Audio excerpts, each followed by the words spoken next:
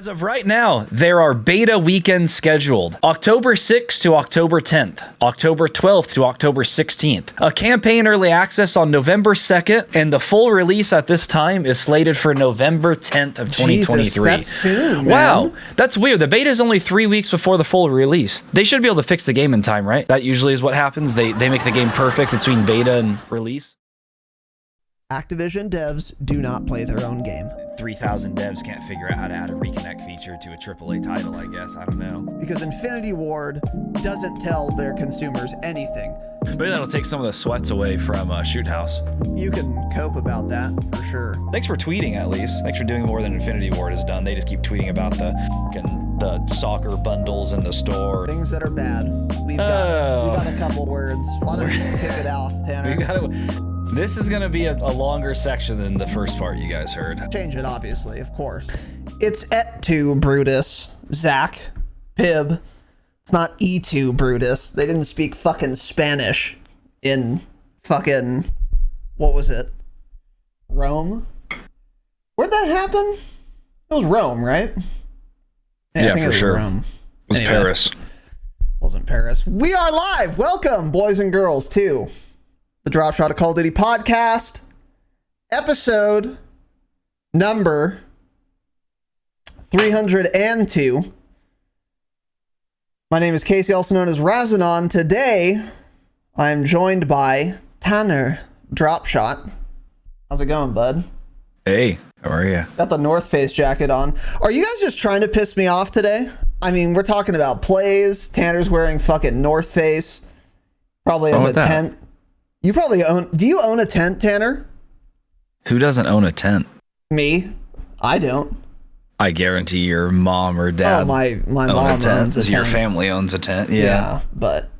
Yeah, we shouldn't. I mean, she does, but she shouldn't. But she does a lot of things. She owns a lot of things she shouldn't own. Welcome to like my dogs. Welcome to the show. Today, dogs are fun. We are doing a podcast, episode 302. So, first of all, if you're a new frog, a new listener, we have timestamps. You can skip to whatever you want. Second of all, today is a Saturday episode. Normally, we do... I feel like I've been saying this a lot lately, past couple of weekends, but normally we do different types of episodes that are not contingent on the news or updates with respect to Call of Duty. Normally those are relegated to our Thursday episodes, and on Saturdays we talk about, first impressions and strategies, tips, shit like that. It hasn't been the case for a while, nor will it be the case today, because we have another blog post to get into. So on this week's last episode, which is normally on Thursdays, we actually did it on Wednesday. And then, of course, they released a blog post on Thursday, the day after we did the podcast. So we won't be making that mistake again anytime soon. But that does give us a nice opportunity, actually, to get into that blog post today for this episode. So that is what is on the docket for this afternoon. Well, they had been hyping up this one blog post, and then they dropped the blog post, and like, oh, by the way, blog post tomorrow. I know, it's Why insane. not just put it in the same blog post then? You've been talking about this blog post coming out on this day since the end of January. Yep. What are we doing? We're also getting another one Monday, by the way, on ranked play. Yeah. I mean, I agree with you. Yeah, it's insane, but such is the life we lead. So, yeah, that is what we are doing today. As far as announcements go, next week, our schedule, I think we might end up doing a little season 2 gameplay stream on Wednesday and then doing the pod on Thursday. Maybe. That's interesting. That's ballsy and interesting. I hadn't even thought about that. Yeah. You were thinking of doing a pod on Wednesday instead of Thursday again? Well, I don't know, just because the season comes out on Wednesday. That was my only thought. So we'll have all the patch notes to cover and shit that day. I don't know, though.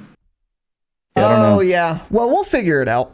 We will for sure figure it out. Next week's schedule might be a little weird though. So keep your eyes on our Twitter or our Discord. I'll remind you guys at the end of the episode. Other than that, as far as announcements, one thing I wanted to quickly gloat about is the glorious downfall of Cornelius SenseQuality Cornwallis. These absolute rats eating each other alive. And I'm watching laughing about it. So there's that fucking PC optimization company, SenseQuality, I guess. Yeah. So I guess.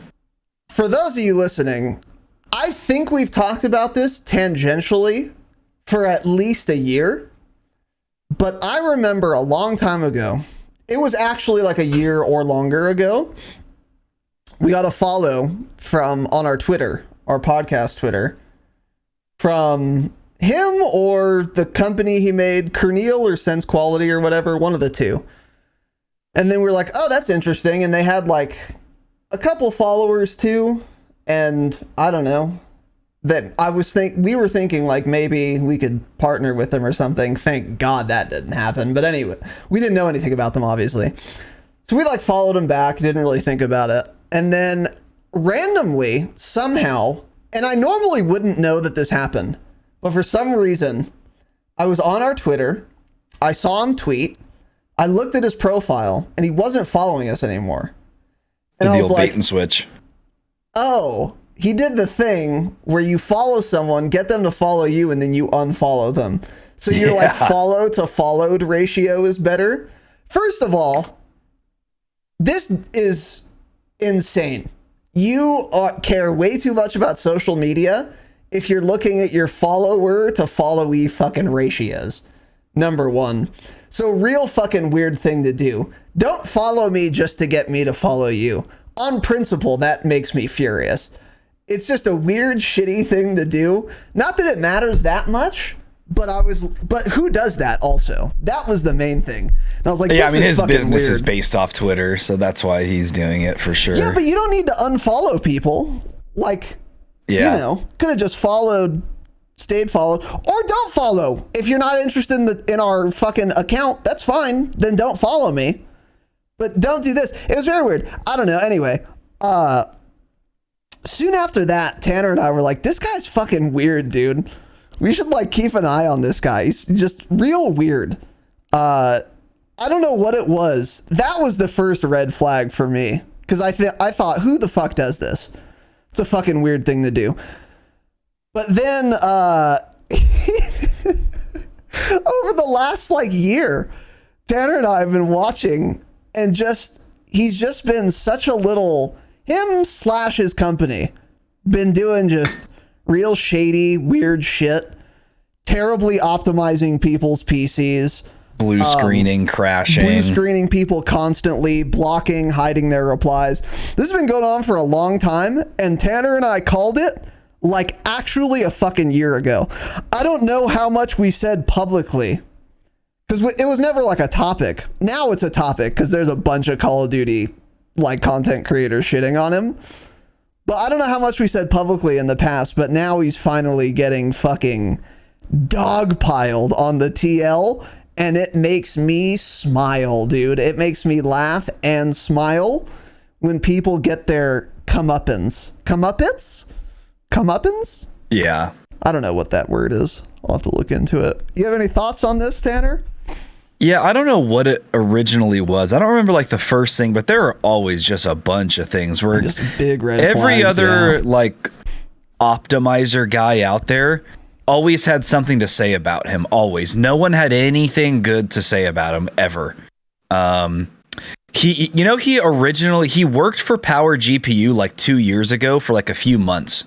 Really? Yeah, he was originally with Power GPU. And I think he left, dude. And then I think he left to start SenseQuality, and then that's when that's why they interact on Twitter all the time. Is because they knew him from that as well. Got it. And yeah, he started doing weird shit, shady shit. Basically, I think I did say this like a long time ago. You could use the word preying. He's been preying on the COD community, who so many people recently have switched to PC. because the COD community has primarily been, mostly console players. So a community like that switching over to the PC world, no clue what to do. They like literally don't know to enable XMP, don't know how to like do the basics of building a PC. They don't realize how easy it is. Well, it is, because you can look these things up easily. I mean, like, that's what I did in 2008, was look up a video on how to build a PC, right? Yeah. So they could, but they're COD players, so they don't know any better because they're dumb. Yeah, you're dumb. Yeah, if you play Call of Duty, you're a fucking idiot. Yeah, true. Yeah, so essentially he built his entire brand off of COD players who were like, oh, he gained me 80 frames per second. It's like, well, yeah. You didn't even have XMP enabled. You plugged your GPU into the wrong slot. You forgot to turn your fans on. Graphics. Yeah, it's like, well, no wonder you gained frames, because you didn't know what to do to begin with. You didn't, I don't know. And there was some weird shit during Caldera where he would post clips of him recording on his phone the gameplay, but he wouldn't show much of the gameplay. He would just like zoom in on the frames as he's like running in one area, and it's like 300 frames. And I was always saying, back then, I was like, dude, I swear to God, am I crazy, or is that on 66 render res? Because the game looked fucking awful. Yeah. Like, that's the thing. It does not matter what your frames are. If they're 300 frames and you're essentially playing on 640p, your frames just don't matter. You won't see anything. Yeah, in the game, the graphics always looked fucking terrible. And I thought I was crazy because I would say that, and then other people would be like, I don't know, it looks normal to me. I'm like, okay, well, you're also just a dumb shit, I think. So I don't know. There's just a bunch of weird things. Then he did something a while ago where he like posted this, like, this is the best headset for COD. And it was an $1,800 headset. Saw this tweet, yeah. The Amazon link was his affiliate link, which I think you're supposed to technically disclose. I think you're supposed to disclose it like an ad, like a hashtag ad, and he didn't until like someone called him out, and then he finally added that onto the tweet like a day or two later. And also, he's never used the headset. And also, he had never used the headset. He was basing it off of what other people have said. It's like, no, you can't be a tech optimizer and base anything off of what anyone says. And then just like always, I would see him arguing with like Power GPU, like the drunk Kev, who's a PC optimizer, and he'd be like saying, Kerneal would say to do certain things, and then Kev would retweet, and he would literally just say like, ignore all of this, please do not do any of these, and he would list out reasons why. He'd say because of this, and whereas SenseQuality's reason would just be like, this will get you more frames, and said nothing else, wouldn't say anything else, wouldn't explain anything. He's like, oh, turn this on for more frames, sips tea. Yeah. And it like that's it. Whereas the other optimizers will thoroughly explain everything. So he's the only guy I've ever seen hated on. You know, he's one of those guys, if he was in like the Counter-Strike world or something, this guy probably would have never made it big because they would have seen he's a scam because they've been playing on PC since 2002. Exactly. But for new PC owners who know nothing better, they think he's a godsend because they don't know how to turn on their PC, and he got them more frames, and they have no clue what he's doing. So that's where he earned his reputation. So yeah, there's a bunch of shit going on. But I think that basically the thing was here, we said this a long time ago, don't use this guy for optimizations. Be careful who you use on Twitter, period, because these guys, he does a decent job of presenting himself. I felt like we always kind of saw right through him. I was like, something scummy or off about this guy. Just, I don't know. He's got like televangelist vibe, real fake and phony. But he like speaks well, and like doing that whole fake and phony thing works very well in the gaming industry. People fall for it all the time. Yeah. But it's like, I don't know. I think I picked up on that or something. But something just always seemed off about the guy. And so, yeah, now he's getting reamed for, I mean, he blocked me on Twitter a long time ago because Kev had tweeted something about him and I had like responded, and I was like, dude, this guy has been such a fraud for a long time. And then I noticed Kerneal blocked me. He's so many screenshots of people blocking him. People ask for refunds and DM him saying they're getting blue screens. They've been posting screenshots of them like messaging him constantly, doesn't reply, blocks people. So TLDR, be careful who you use to optimize your PC. If you guys need help, join the Discord, post in the tech support, see if someone there can help you. If not, we'll give you a list of who we could recommend. Freethy Tweaks on YouTube is a good one. Freethy is fantastic. Is his YouTube 3 or is it just Freethy? Do you just type in Freethy? I think you'd find him either way. But just type in Freethy, Freethy on YouTube. He has guides. You can do it all for free yourself. Or he's on Twitter, and so is Real Drunk Kev. Yeah. For COD specifically, Freethy a while ago, maybe like 6 weeks ago, 2 months ago maybe, did a YouTube video on like MW2 optimization settings, and I posted screenshots in our Discord publicly in the tech support channel. You can literally see the before and after. Yeah. And, I posted a screenshot running the little benchmark in game before his video was even out, and I was like, okay, this is what I'm getting. And then his video came out, I followed it, and I posted the benchmark again, which shows that my render resolution is 100. My actual resolution is still 1440p. Like, it's all the same shit. Yeah. And I gained like actually 40 or 50 frames. It was, I don't remember what I did. I just listened and then just did it. Exactly. And I think you can tell when someone knows what they're talking about because they thoroughly explain everything. That's the way Freethy is. Like, he'll even say some certain settings. He's like, you can turn this on if you want. He said, this may hit your performance a little bit, but it'll make your game look better, so it's worth it, blah, blah. Whereas guys like Cornel are just like, on. They don't explain anything. He'll just say, do this for the most FPS, do this. You want guys who, when they're explaining things, you don't know what they're talking about at times. Like, Drunk Kev will tweet these things. I don't know what half these words are, and that just goes to show me this guy knows what he's talking about. He's using these insane words that I don't know what that even means. And, I built my first PC again in 2007, I think 2006, something like that. And it's like, I haven't even heard of like that Windows item. So, just be careful. The Freethy guide I used, there was one, it's a program on my computer, I guess. I didn't really know about it, but every NVIDIA owner has it. I went into that. It was like, I can find it, like the NVIDIA control panel, which I had opened a couple times, but dude, he was like, okay, go here. Oh, yeah.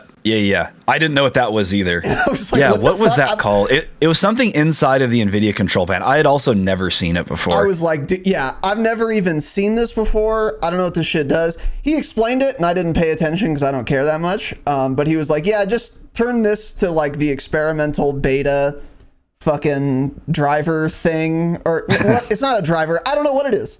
But I was like, okay, sure, I'll turn it on. And then I did. I think it was like the NVIDIA Profile Inspector is what it's called, or something. Yep, that sounds weird. As arcane and about right. Anyway, whatever, I did it, and my system is totally stable, and I gained frames. Yeah, those are the people, Freethy, Drunk Kev, Power GPU, anyone associated with Power GPU, positively, obviously. I think those are all trustworthy companies. There's a reason some companies stay around and some don't, put it that way. And there's a reason every tech optimizer has been calling this guy out for like literally a year, but no one in the COD community believed them because they were getting good frames when their computer wasn't blue screening. I'll give him that. He would get people good frames, but it doesn't matter when you're crashing every game. Sometimes. Yeah. Sometimes he would. But yeah, like you said, it's like, if you don't have XMP on and like your render resolution is at 170, like, he's going to get you frames, but it's like anyone could have done that, but also your system would be stable and you wouldn't be blue screening in 3 months, which is the biggest thing I've seen is like, even for like, which is a mistake on his part, by the way, even when he's optimizing big content creators' systems, he was getting way too active. And then making their systems unstable. That's like, and all of them would always tweet out how they were having issues. Yeah, and there are so many of those tweets. My favorite cope from him was, we overclocked like I don't know who it was. I don't remember. It's probably multiple people, but like, we optimized his system before we shipped it out in like a NASA absolute zero laboratory room where the temperature is like -10 kelvins, and it was stable there, so we can't account for the heat of a customer's room. And here's the thing, man, if your overclock relies on the fucking environment to be sufficiently cold, where you have to live in Montana or north for it to be stable. Yeah. That's an unstable overclock. Don't do that. That's crazy. Like, dude, if you overclock, you can do a safe overclock where you can be in Sudan and it'll work fine. Like, it's not, you can't be making overclocks based on how hot it is in the room. That is fucking insane. Before you ship it to someone who, like you said, doesn't know shit about computers. So here's another, which dovetails nicely into this next point. One example of this happening is I don't know if he sent a PC or if he just optimized the PC of our favorite Call of Duty leaker, who's not a leaker anymore and serves no purpose, Modern Warzone, Doug Dagnabbit.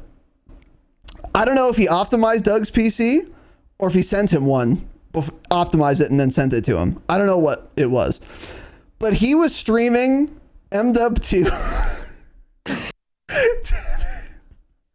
Dude, I'm sitting there on like a Saturday night. I don't know what I'm doing, whatever, beating off.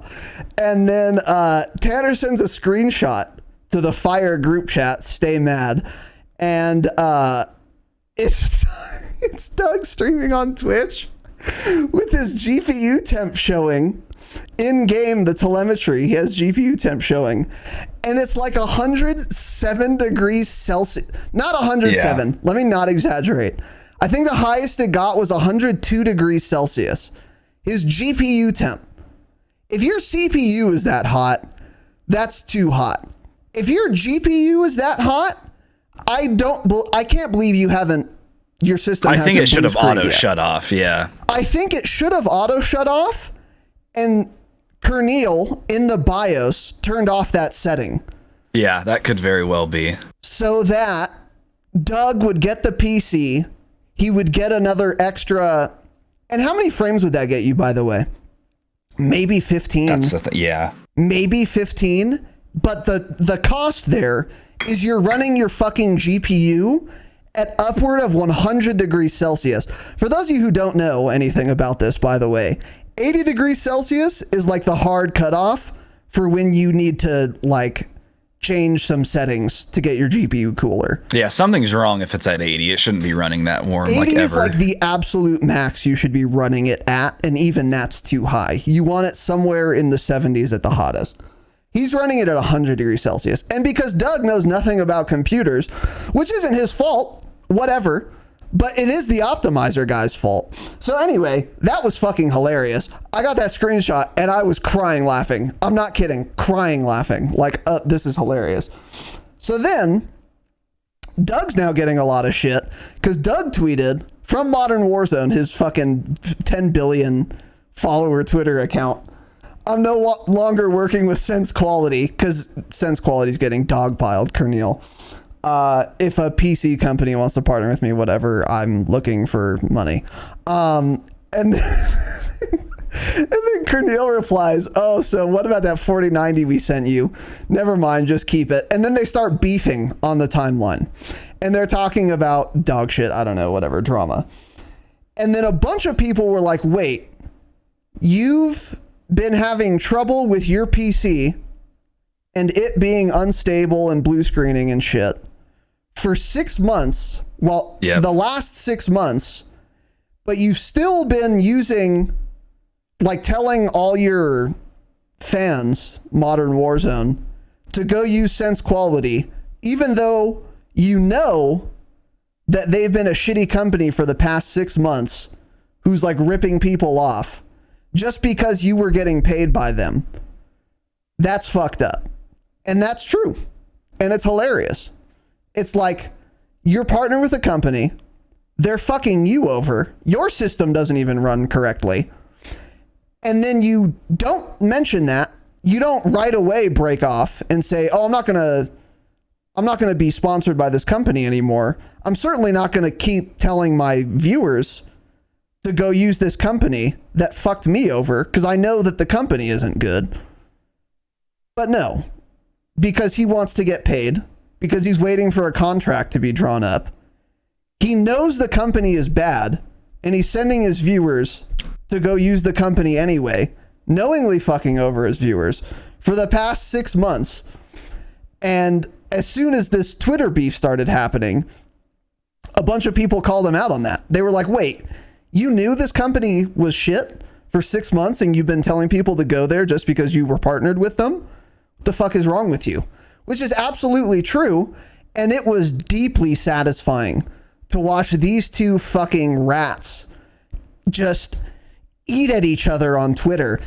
Yeah. I hate both of them. So it was fantastic to watch them both ruin their brands simultaneously at each other. Just like two fucking rat fucks getting what they deserve and just nibbling at each other. God, it was nice. So and that's the issue is funny, all of these like young content creator guys, they'll do anything for cash. It's like, it reminds me of like scuff. You always hear how often people have a scuff, it breaks. And yet every streamer that are sponsored by them, you've never once seen them complain about them ever, right? And it's because they get free scuffs. So they break 6 a year, but it doesn't matter. They're giving a free one. They're still saying, oh, use my code. They don't give a fuck that their controller's lasting 2 months. Yeah. They're trying to get code uses, and it all comes down to that. That's how a lot of people are. But, it's not worth fucking people over for that. But some people they would rather make a few dollars on something, and I don't know. They just don't really care. It's just such a bad long-term strategy. And we've said that really early on when we first started, we're not partnering with anything that we think is a shit product or something that's going to screw people over, because it's not worth it. It's not at all worth it. It's not. It's so stupid long-term, but some people just need money so bad short-term that they try to do shit like that. Yep. So, yeah, if just in case anyone was curious, fuck Modern Warzone once again for a million reasons. Here's another one. Knowingly promoting a company that is a bad actor for months because they're paying you, or they lied about saying they were going to pay you, but actually didn't. They're both shit. Corneel's shit. Doug's shit.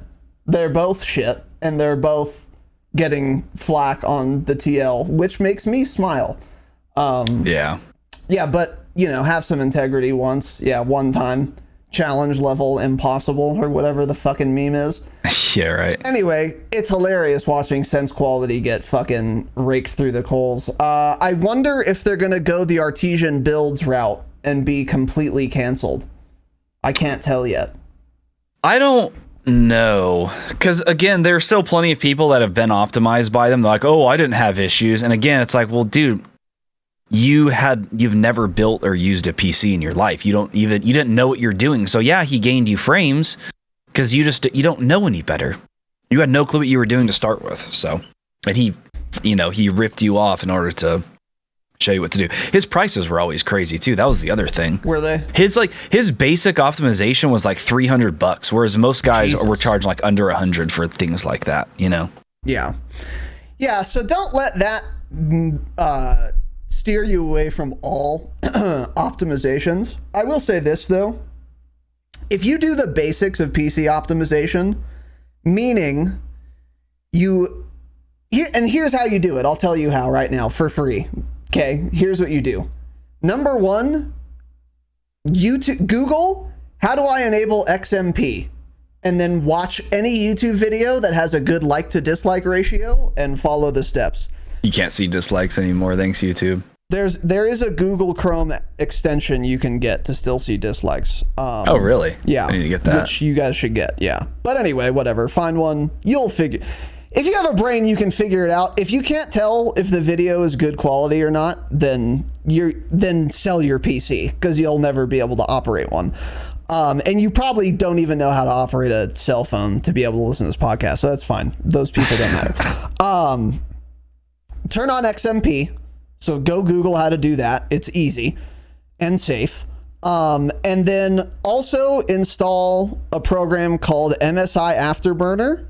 Set a custom fan curve. YouTube how to do that too, or Google how to do that too, so that your card doesn't thermally throttle itself even though the fans are running at 20%. I don't know why GPUs don't just automatically go to 100% fucking fan speed, by the way. It's insane that I have to have a fucking third-party program for my 3090, which costs $500,000, to use the fucking fans it has. It'll get to 90 degrees or hotter. Actually, I'll blue screen before my fans turn on all the way, my GPU fans. I don't know why by default they do that. It's so dumb. But anyway, whatever. Look that up. Boom. That's going to get you 90% of the possible frame rate gains you'll ever get. So you can do an extra 10% PC optimization by doing crazy shit. That's really complicated. That's the shit you'd pay for if you really wanted to min-max, but it's not worth it. Buy a good hey, go to work for another week or two, get a better PC, and then do basic optimizations, and you'll get more frames that way. The only way to get a lot of frames is to have good hardware, and that's going to do 95% of the heavy lifting, is having a good system. Overclocking just does not do as much as it used to these days, from what I can tell. No, most companies now, they push the GPUs more, I think, than they used to, because they're more capable. Because they're competing with each other. Yeah, so they want out-of-the-box high frames so that they can look good on all the review websites. So they optimize better out of the box now. And Drunk Kev told me that a long time ago, too. He was like, you know what? He's like, it's not even really worth overclocking anything. Like, the gains, you can get gains from overclocking, 5-10 frames, maybe. But it's just not at all worth it. You're going to run at higher temperatures generally. Going to have more issues, crashing, blue screening, things like that. It's just not at all worth doing generally. Yeah. So. And if you really still want to overclock yourself, here's where you need to draw the line. Pro tip. If you find yourself in your BIOS editing the voltage of anything, you've gone too far. Stop. Don't touch the voltage. You can increase the voltage, turn on your PC, and the entire thing is broken now. Like, easily, by the way. It does not take that many extra volts to just ruin the whole, just right through the motherboard, shoop, it's all dead. Easily. Don't touch the voltage. If you don't know what you're doing, don't touch the voltage. If you do know what you're doing, then you don't need my advice anyway. But don't touch the fucking voltage. That's a hard line. Do not touch your voltage. I think you just pretty much summed up the whole COD community right there. Because I see so many random optimizers guys on Twitter now, just out of nowhere with 1,000 followers. And it's only in the COD community, of course, because no one knows what they're doing. So these guys are just, doing basic shit like that. But yeah. Be careful again. Use our Discord. Yeah, use our Discord. There's a tech support channel. Yeah. Again, XMP, custom fan curve. That's really all you need to do. That's it. Don't do anything else. And then if you still want more frames, then get your fucking bread up, get your paper up, and buy a better PC. That's the only way you're going to get that many more frames. Other than literally 10 max, probably, like Tanner said, which is just not worth it. Because if you don't know what you're doing, you're going to spend at least 90 minutes getting those 10 frames. Yeah. And then it may or may not be stable because you don't know what you're doing. It's not worth it. Last point on this. And we spent more time on this than I intended. Sorry. Before we move on, my favorite, because this Kernel SenseQuality has been getting bad PR for a lot of different bad decisions, a lot of different scummy things they've done, way too aggressively overclocking things, is one of them. Sending out unstable systems, ripping people off, taking people's money and then ignoring them. I mean, it's not just one problem they have. They've been doing a lot of shit, bad things. They've been a bad actor in multiple ways. My favorite one was this guy, just random dude on one of these threads that was shitting all over this company. And there's a lot of them with a lot of people shitting on them with bad experiences.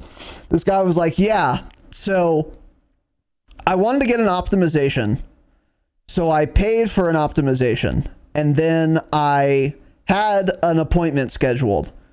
And I'll try and find it if you guys want to see this thread, because it's fucking hilarious. And I tried to, I paid for an optimization.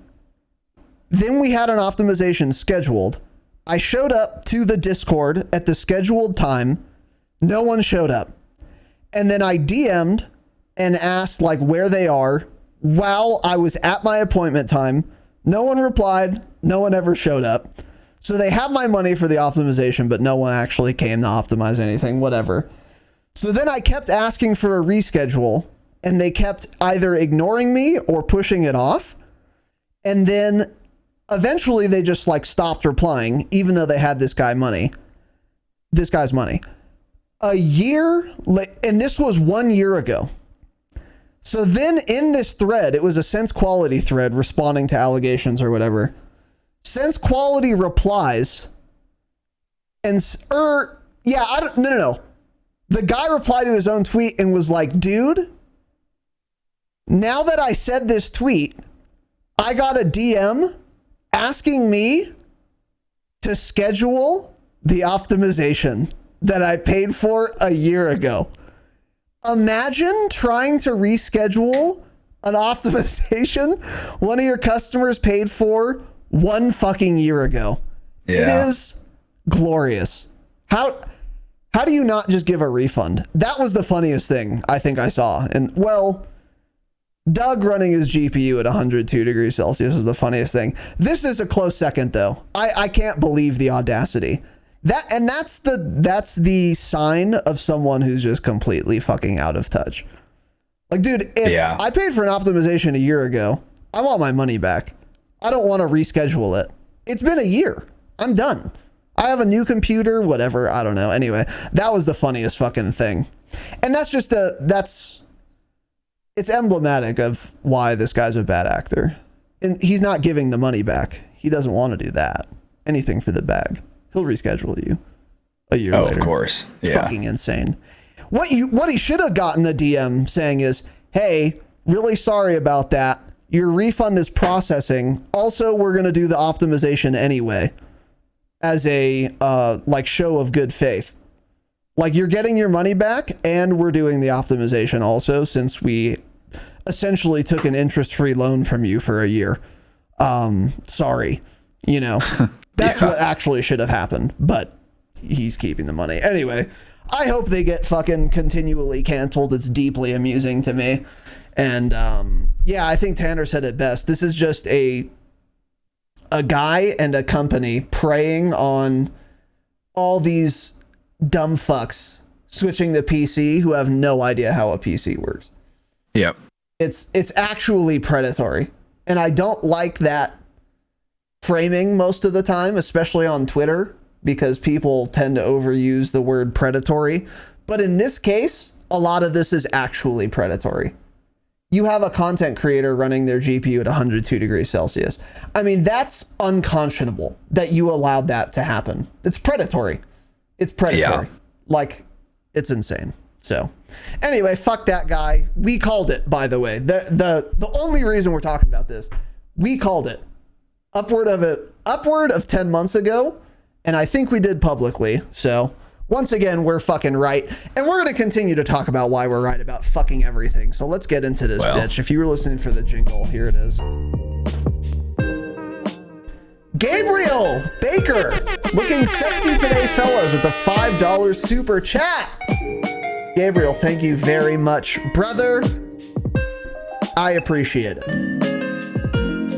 Very kind of you, sir. What's up, Mitch? Thanks, buddy. Gabriel, thank you again, dude. I'm sure you're looking sexy as well, man.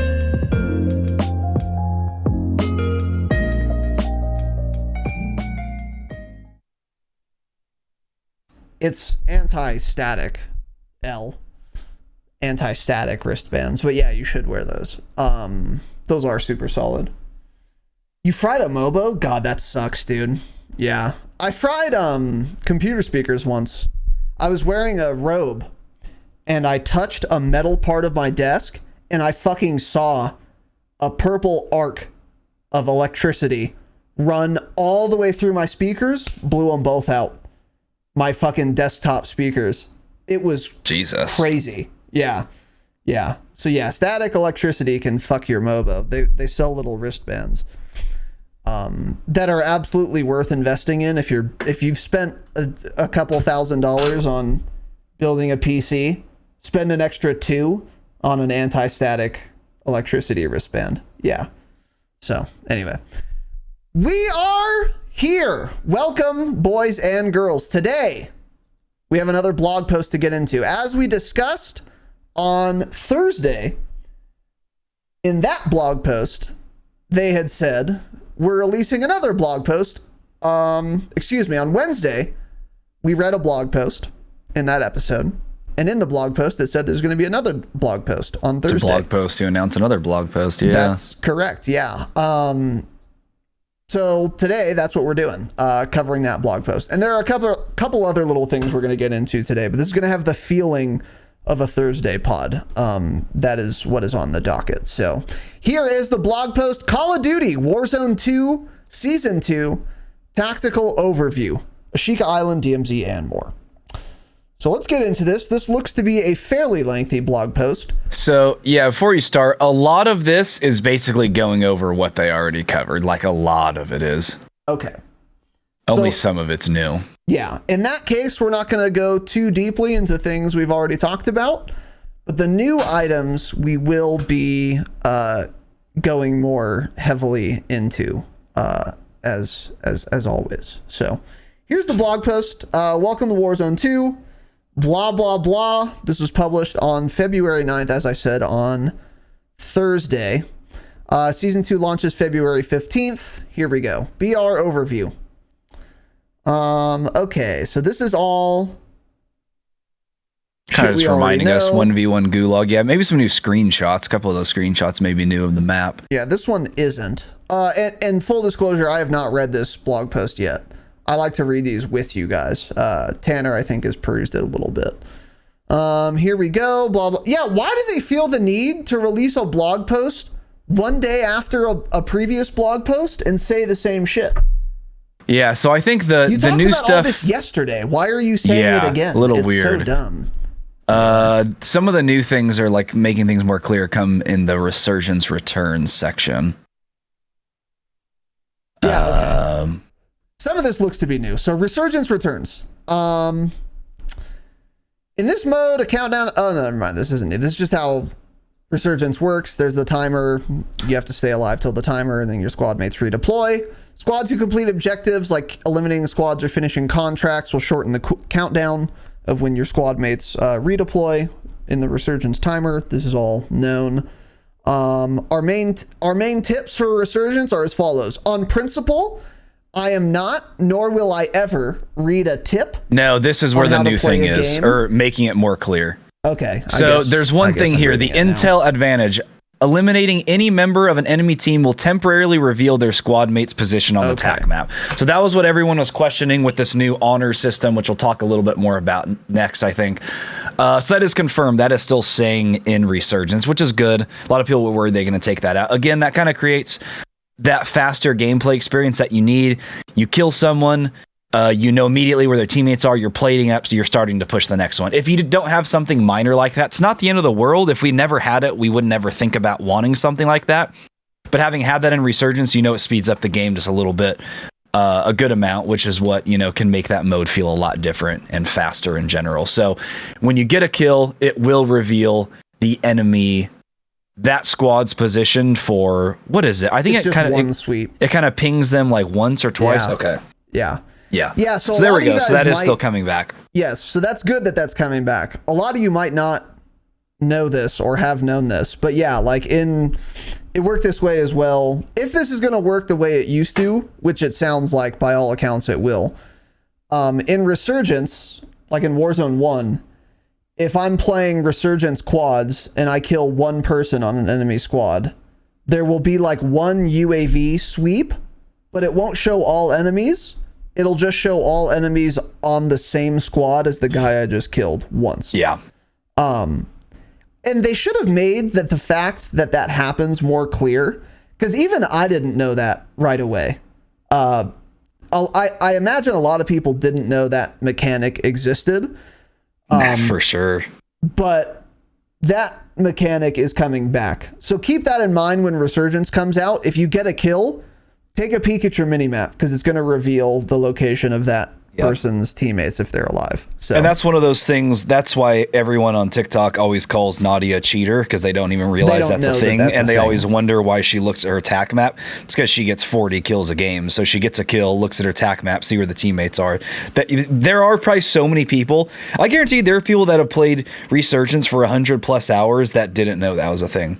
I think even early on, I think Jake was the first person to even tell us. I don't think we realized either early on in Resurgence. I didn't. I feel like Jake told us. He's like, by the way, it like shows their teammates. I'm like, what the fuck are you talking about? That was like early on, when like Rebirth came out. Yeah, but I had no clue for a little while. By someone. Yeah, I didn't by some notice kid either. Who's younger than us. Yeah. Yeah, correct. Yeah. And that's the only reason Jake may or may not have a higher KD than me. Is because he's younger. Yeah. So anyway, that mechanic is coming back in addition to the honor system, because people were, as Tanner just said, worried that the honor thing was replacing this, but it's going to be added in conjunction with this, which is good. And if you forgot what the honor system is, we will get into that now. New feature: Restore Honor. Once per match, operators who fall on the island will drop a dog tag where they perished. If you or one of your squad mates picks up the dog tag, you'll be rewarded with a small cash reward and a UAV ping to scan the area for supplies and potentially the position of the enemy operator who downed you. Here are 2 strategies for this new feature. Heading straight for your dog tag after redeploy. Okay, yeah, this is just advice. Oh, here we go. Okay. No, yeah. That's what you have the question about, if it shows up for enemies. This is the question I had. So, given the advantage it provides, an enemy dog tag can be used to lure enemy teams into exposing their position. If you see a dog tag in the wild, consider taking an advantageous position near it and pick off any operator who attempts to pick it up. So this does answer a question I had on Wednesday, which was, I wonder if enemies can see my dog tag when I die, even though they can't pick it up. Turns out the answer is yes, they will be able to see my dog tag, even though they can't pick it up. Yeah, they don't make that very clear. So, because now I'm wondering, can they pick it up? Yeah, because I'm thinking that if you can pick it up, they did not explain at all what that would give them. So if your teammate gets downed by some guy, it sounds like some guy can't pick up that dog tag. It sounds like that's only for the teams, but he can see it. Which would be very weird. That's kind of odd, but that's the way it sounds like, or they just do an awful job at explaining it, because they're missing like what happens if that guy picks it up. What does he get for it? Does he see where your team is at? Does he get money? Maybe can the enemy pick it up? Would it? Yeah. Would it even work? Yeah, that's what I'm saying. Yeah. Yeah. This is a very good question. So that actually added more questions for us. Thank you. In typical COD blog fashion, they leave us with more questions than classic. We're given answers. Yeah. So at a minimum, if I kill you and it's your first death, I'll be able to see your dog tag. Now the question, so I can camp it if I want. That's the point. So that answers one question I had on Wednesday. The question now is, can an enemy pick up my dog tag? And if so, does it only deprive me of the advantage, the UAV sweep and shit, and the cash? Or does it actually function for him? And in what way does it function? Because maybe if I pick up an enemy dog tag, it only gives me cash and not the UAV sweep, for example. Or maybe it gives me nothing at all, but it doesn't allow them to pick up the dog tag. Or maybe I can't pick it up at all. Even if I run over it, it'll still be there until it times out or the person I killed picks it up. We don't know. And as Tanner said, in classic Activision fashion, because they can't hire competent employees who can do anything. I mean, you're writing a blog post to explain how your game works, and you're not explaining how your game works. So we don't know how that exactly is going to work. Because if the enemy can't pick up the dog tag, I feel like that's going to make the whole experience worse, because then you're going to have people just camping dog tags. And that slows down the Resurgence experience. Yeah, because if they can't pick it up.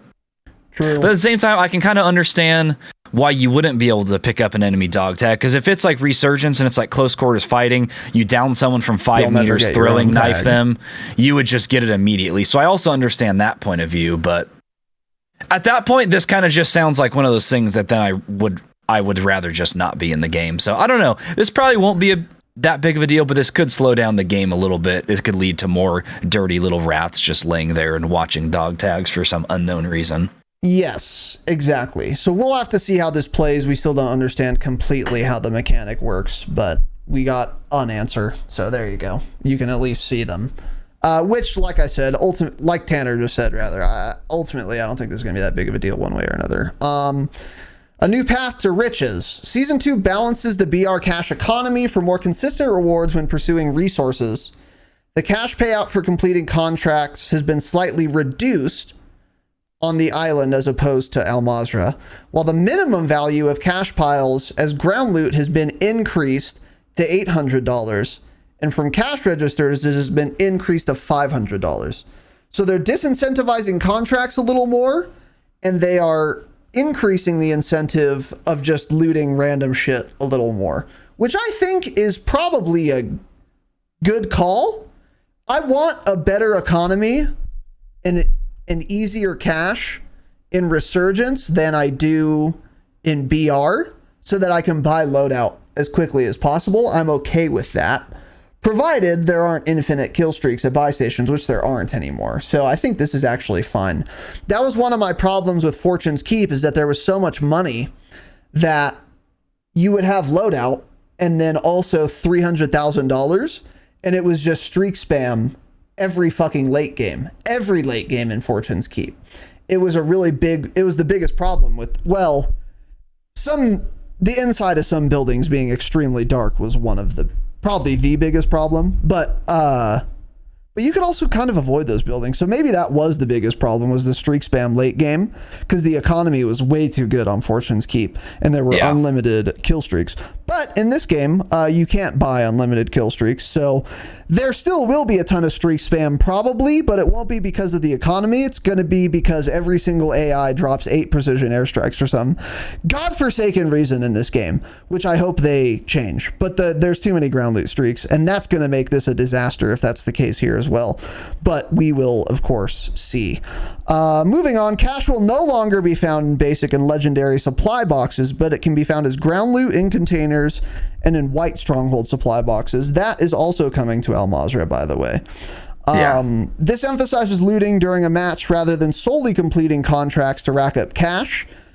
So that's good too, because what that means is you're incentivizing players to move their characters, which this game and this map will need.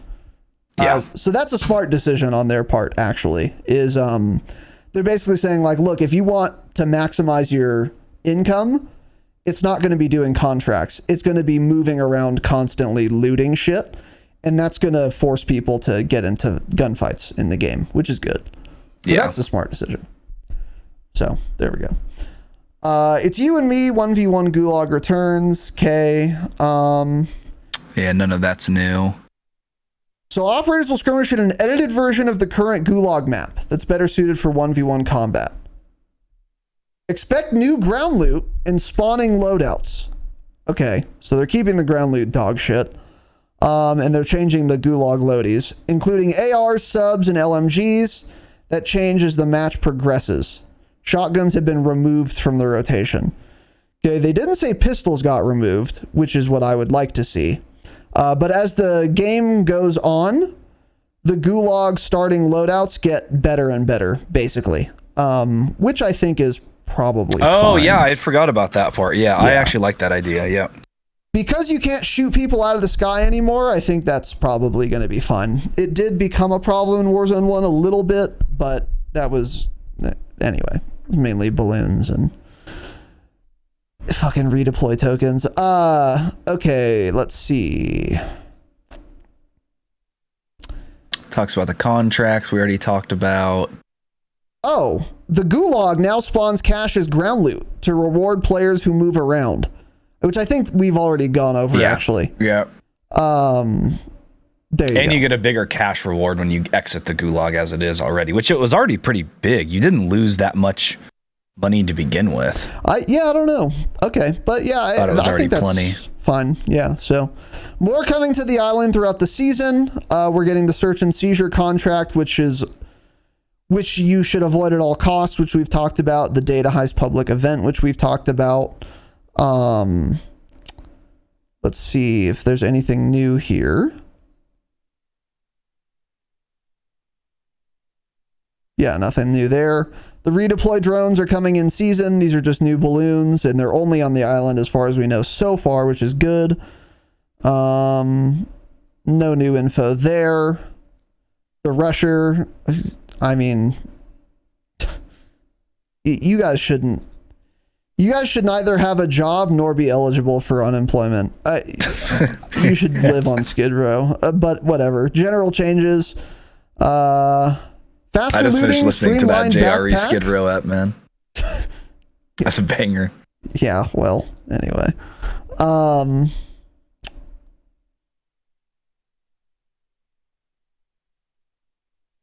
what's going to be weird is Resurgence with the backpack system.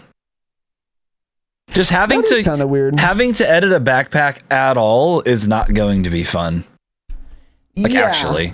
It won't Again, be that was one of the best things about Resurgence, just running over a body and you keep going. Yeah, I don't know. Resurgence is, I think, going to be better than I had originally thought. The map sounds cool and everything, but just little things like that, it's going to add up, and with the movement in this game, it is going to feel slow. I think the AI is going to be the biggest problem in it, too. Well, supposedly the AI isn't all over the place always. And the things that add more AI, that doesn't come until mid-season anyways. The event and the contract, those are in season. So at least we don't get that on launch. We'll see for sure. Yeah. So we did get a little new info here, I think.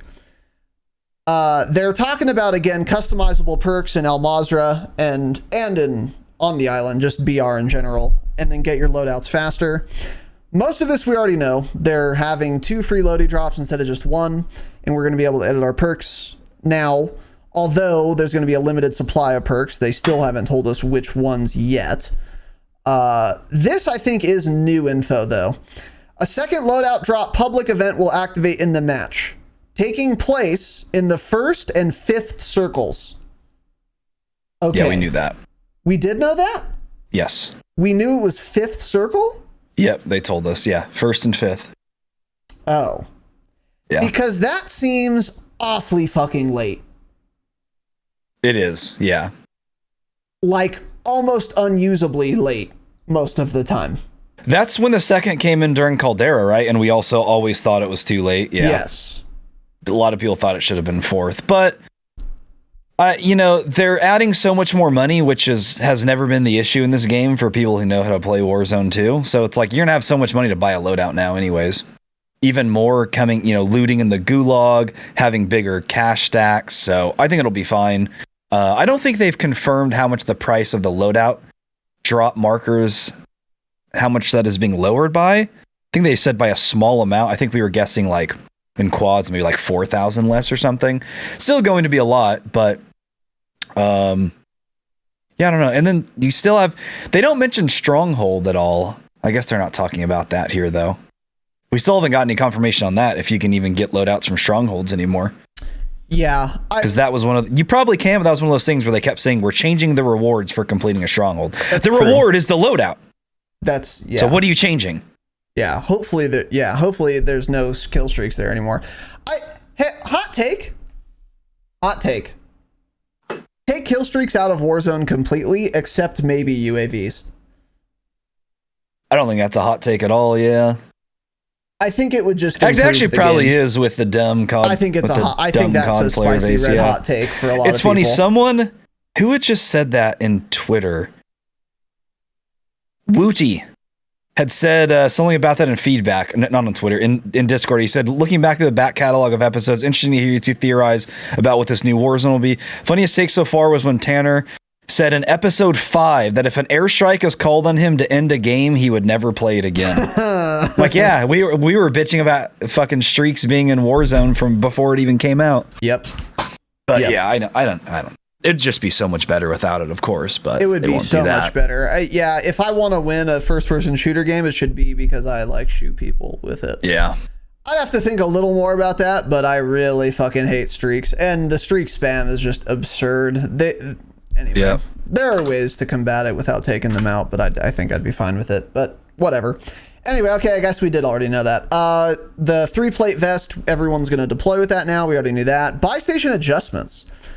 Spawn locations for buys are being adjusted, and these spawns will be consistent from match to match. We talked about this as well. All buy stations will have an unlimited stock of Lodi markers, which they don't right now, which was kind of dumb, but it's good that they're going to be unlimited. Obviously, that should be the case. And I've already said this, but I'll restate it now. The buys being consistent every match where they are is really good. I really like that. And if you want to hear more about that, go into the catalog. But I think that's a good change.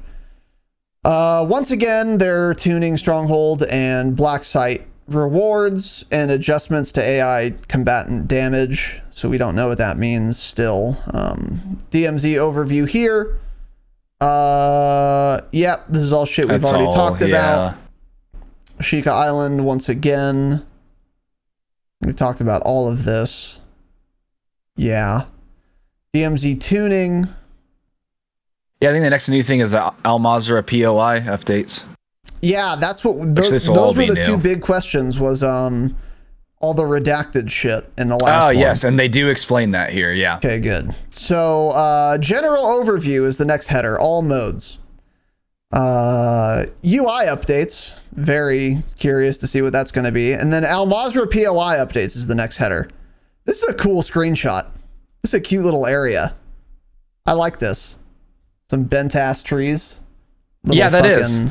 Cute little trees, huh? Little cute cave. Yeah, cute little cave. Yeah, so anyway. The main Warzone 2.0 map will have a few updates as part of Season 2. Just call it Al Mazrah.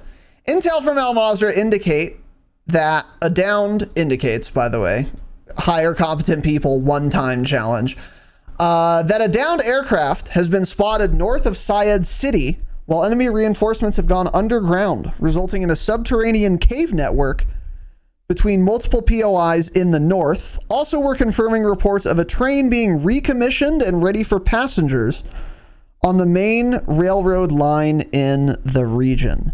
So there's already a fucking functional train in Al Mazrah, right?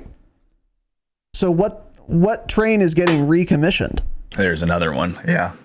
Is this... They explain it later on. Just keep reading the other things. For some reason, they put it at the bottom. Yeah, after they talk about it there. So I guess we'll just keep reading. Down plane at Satiq Cave. Veterans of the franchise may have felt the outdoor space within the Satiq Cave region looked familiar before Season 2. And the upcoming change to the POI all but confirms those suspicions, so they're remaking Afghan. For those who do not know the tactical strategies needed, the new downplane offers a great amount of cover in between the large cave openings, houses, and bunkers, uses to cut off sightlines from snipers around the area. So yeah, they're remaking Afghan. And no one snipes, yeah. Change your game. New underground cave network. Whether you played BR or DMZ during this past season, you may have noticed the space between Rohan Oil and Tarak Village was only populated by military camps, hills, and small homes. So that area is between Rohan and Tarak. This is where they're talking about. Okay. Yeah, a lot of nothingness going on there. Pretty close POIs, and I never thought this was barren. I mean, anyway. I'm going to be honest, I'm not sure why you're digging underground bunkers right next to an oil field. Yeah, I wouldn't want to be down in those bunkers. There, you should be drilling, not walking. You're going to start drilling through a pipe down there, man. Anyway, yeah, that's a great point. With the Season 2 update, a new network of caves will be open, giving operators an additional option for getting around this part of the map by foot. The network has 5 distinct entrances. Some are straight drop-downs, such as one tucked within a garage, while others are cave openings. Be mindful of equipment and kill streak traps. What is a kill streak trap? Oh God, I wonder if they're adding like sentry guns. The suppression mine. No, suppression mine isn't a kill streak. cluster mine. So there's gonna be cluster mine mines is and considered a bouncing kill streak. betties. Are they saying they're set up already, like they're just there, or are they saying be careful, Yes. other players may set those up? No, I think they're saying the AI has placed cluster mines. Oh yeah, because it says or set some up of your own. Okay. To prevent a trailing squad Cool. from following your path. So Smile, they nerfed the AI, but now the AI will call in a precision airstrike on you as you get close to their bunker. GG. Yeah, imagine. All of this new space also means there's a chance for supply boxes and other loot to spawn within this network. When traveling through the nearby major POIs, consider taking a detour through here if that loadout or backpack is looking light. Okay, so let me think about this. What do you got to think about, man? So they're adding a cave network between Rohan and Tarak. So on the northeast side of Rohan, yeah. These POIs are just not far away. Like a cave network here just seems unnecessary, but then they go on to say it has 5 distinct entrances. When traveling through the nearby major POIs, consider taking a detour through the cave network. So what other major POIs are at play? They're probably just saying if you're leaving Al Mazrah or something, consider stopping there for loot. Interesting. If the circle's rotating up north, consider leaving Hydra to go there for loot. Yeah, I guess that must be what it means, right? Yeah. So this sounds a lot less relevant and impactful than they had made it sound in the last blog post. What do you think? I think it's I'm fine with it. I just think it's kind of a weird location on the map to put a cave network. Like I totally when you agree. think about it realistically, a cave network from an oil field to a village is the last place on this entire map you would see a cave network. I feel like something would make more sense going from like Akhtar Village to Observatory that goes through the mountain. You can take a zip line all the way up through a cave network to Observatory. Yeah. Almost any 2 other POIs would have made way more sense, like realistically or something, if they're going to add in caves. How about fucking the caves POI? You know? Yeah, caves POI would have been. Cave POI has some caves, but now the caves POI won't have the most amount of caves on the map, even though it's the caves POI. Correct. Yeah. Yeah, I mean, like Al Sharim to Observatory, Al Sharim to Akhtar. So many other things I feel like would have made more sense. I feel like they're trying to bring more action up there, but a cave network I don't think is going to bring more action to those POIs at all. I'm just thinking how we play. I'm never going out of my way to go to the cave network unless every box has like a kill streak in it. Every box has a kill streak in it anyway, so it's weird. I don't know. It just the location on the map is kind of an odd one to me. That's exactly how I feel. Yes. I would have preferred this between Quarry and Rohan. There is a lot of not anything going on there. Or like caves to Rohan even would be better. But yeah, like this Quarry has nothing going on, yeah. Yeah, this is just so weird. And like you said, I'm not mad about it. I think this is fine. It doesn't sound like a bad addition to the game. And it doesn't sound like it's going to be completely useless like fucking Battle Rage or something, where it's just something they spent a bunch of time designing that no one will ever use. This will actually get used. So this is cool, and it's not useless, and it's not going to detract from the game, at least based on what we know now. But it could have been implemented better, I think. But maybe I'm wrong. I guess we'll see when we play. But this doesn't sound terrible. Just doesn't sound super impactful. I think they're just trying to bring some fighting up there, and I don't think this is going to do that. Yeah, not very impactful. And there's already a lot of fighting at Rohan. That's the thing. Well, there's also oil. Rohan to Tarak is like the easiest rotation. Sure, it's a bunch of just dirt, but it's like no one's out there camping that area at all, you know? So I don't know. I feel like it didn't need a cave network.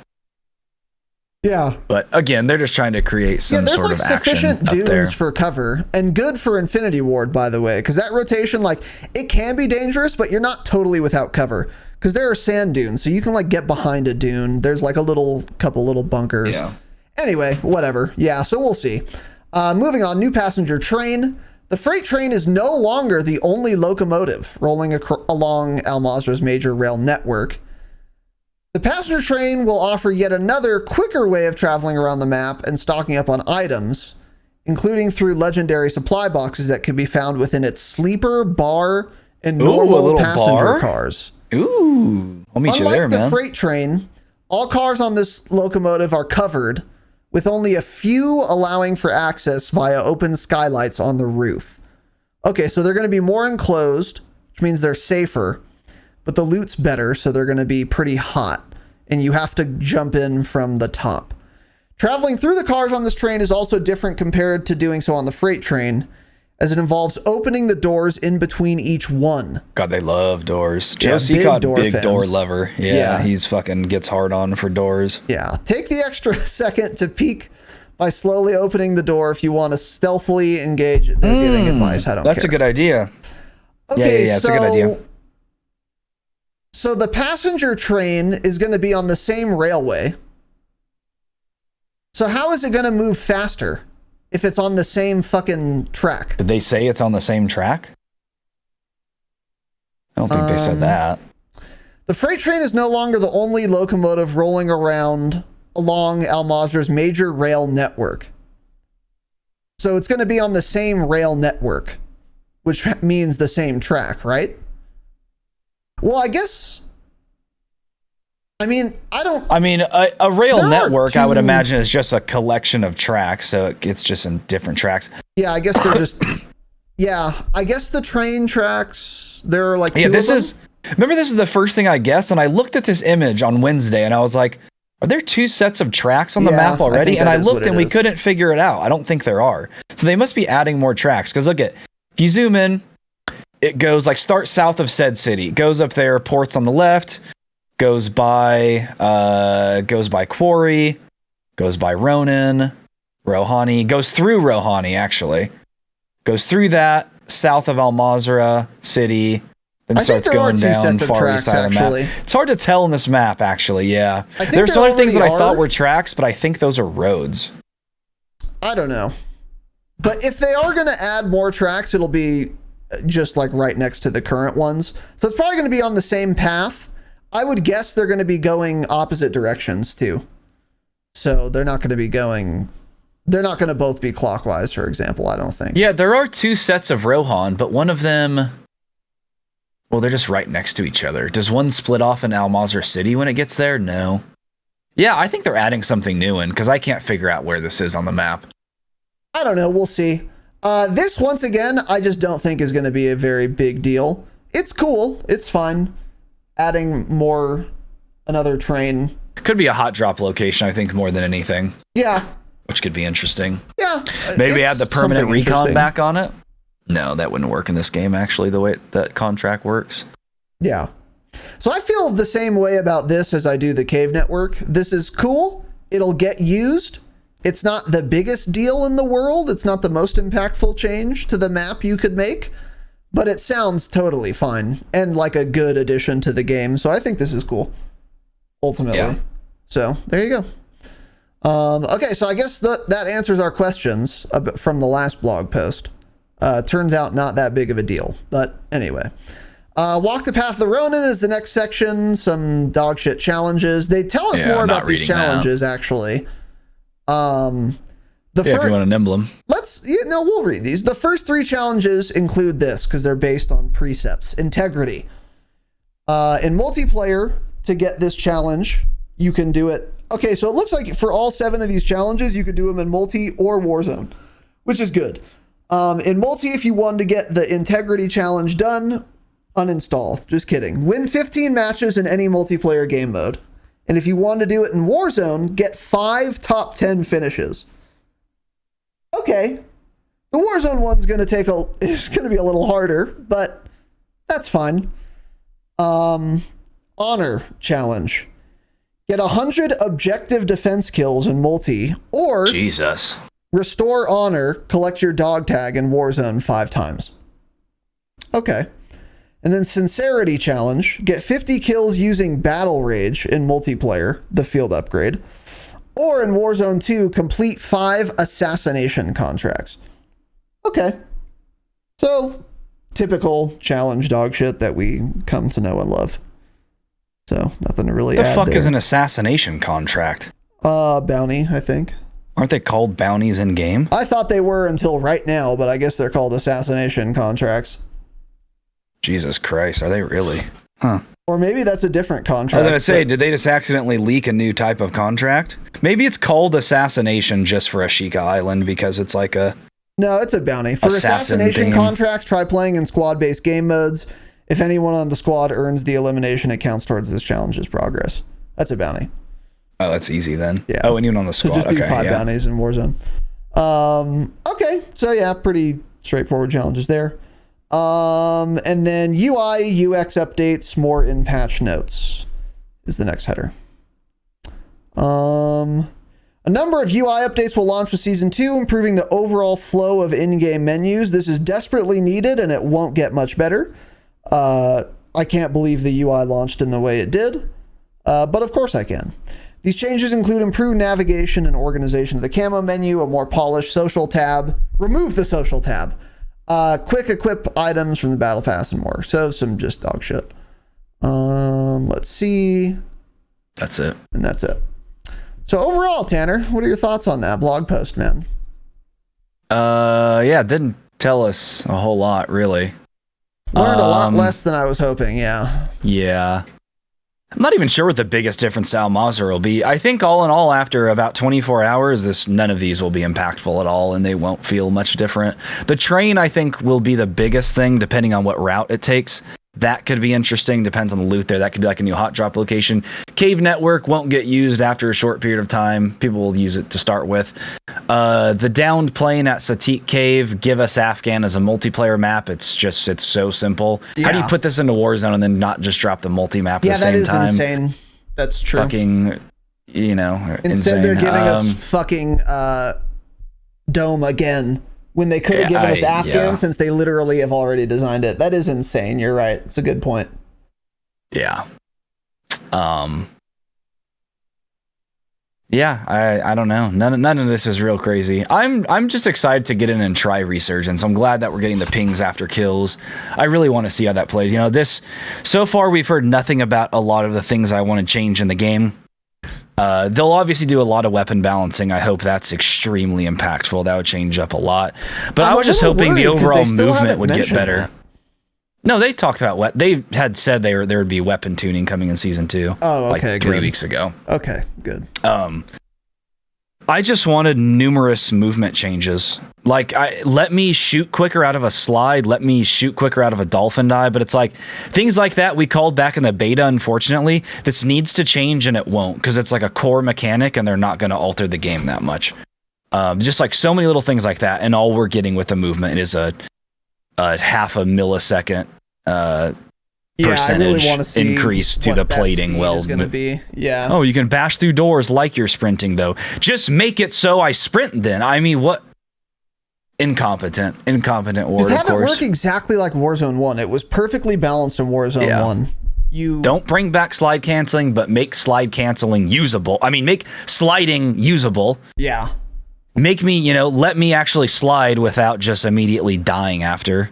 Not being able to shoot through it, a 400 millisecond increase to your aim down sight speed when you bunny hop. Just so many little things need to change. The movement was better like the first weekend of the beta, and then they made it worse. It was great. Yeah. And then we'll never get any of that back. It was going to be a different movement meta in MW2. Yeah, we were all excited for bunny. And we talked about that in our episode. Yeah. And they never even mentioned any of that. They just took it out and pretended like it didn't happen. They never said we remove the ability to like double jump, nothing. They didn't say any of that. Yep. We were very excited because we were going to go from one movement meta to a different one, Yeah, I love bunny hopping. That like introduces a skill gap and it's a different one because there is still going to be movement tech, but it's going to be different now with bee hopping being fucking really good. And then they just removed it without a word. Yeah. So now there's no movement tech at all instead of the shit one that was in Warzone 1, which was at least something. I don't know. Anyway, whatever. Cool. Yeah, I'm kind of with you. We learned a lot less with this blog post than I was hoping for. and the things that we did learn about, the train and the fucking underground caves, like you said, they're not going to be very relevant after a week. I mean, I'm going to explore the caves as, oh, cool, there are caves. And then I'll go there when it's convenient sometimes for some loot. But it's not going to be a huge deal. Same with the passenger train. I mean, you know, ultimately just not going to be very impactful. On the other hand, I'm glad that neither of those things are fast travel points like I had speculated they might be. Season 4 for sure. Yeah. So it's good that they aren't detracting from the game either. So props to iDub. I think both of those things are going to improve Al Mazrah. I just don't think they're going to improve it significantly.